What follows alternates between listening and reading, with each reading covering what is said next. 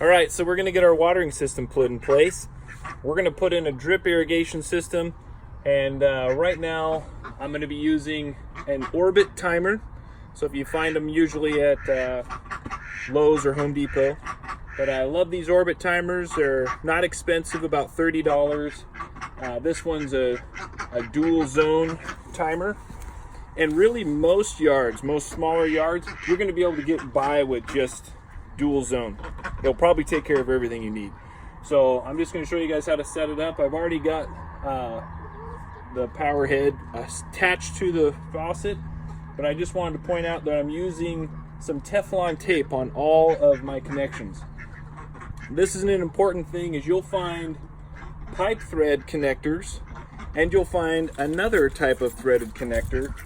And something important to know is this gray headed connector will eventually leak if it gets moved at all. So you want to use the black ones when you're connecting to pipe threads. So if you're going to here, sometimes you'll go straight to the faucet and just turn it on automatically when you want to do it. And sometimes you'll have it where it's connected to your timer. And so where it's connected to your timer, you want to make sure you're using the black head. So now I'm going to run some pipe and figure out what my angles are going to look like. So I'll just set this in place here. So I already know it's clean. I already cleaned it out. But something you want to do whenever you're setting a system up like this, because your drip emitters are so small, you're really going to have some trouble if you're not careful with spiders building nests inside of the pipe, or other little bugs or things getting in the pipe. So what I do is, once I get it set up, before I connect it to the entire system, I'll turn it on and allow it to flush out the pipes. And I find that's a really good step to take because it'll make a huge difference. So these are compression fittings. Just getting it in place.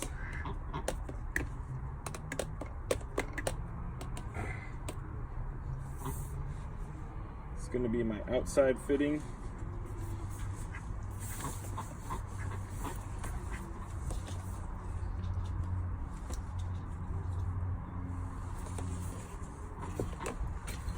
It's better to cut it a little bit longer than you need, because you can always cut a little bit more off if you need to. So on this first zone, I'm going to go around the backyard. And on the second zone, I'm going to go around the front yard. If you program it to come on at night, at a time you won't be using water, or very early in the morning, you'll get the best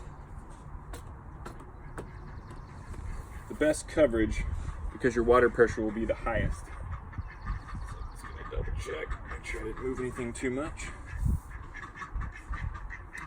Now once I get down to the appropriate length, I'm going to connect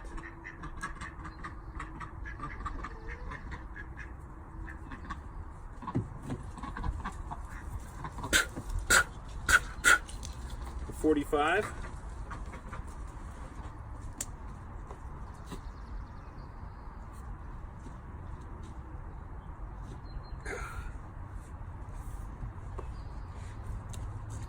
And so I'm going to bury my pipes about probably 4 or 5 inches underground.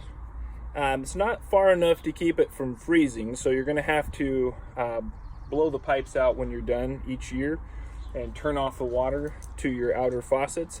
But you can cover this with some bubble wrap and leave it all intact and not have any issues. As long as there's no water inside the system, it won't destroy it.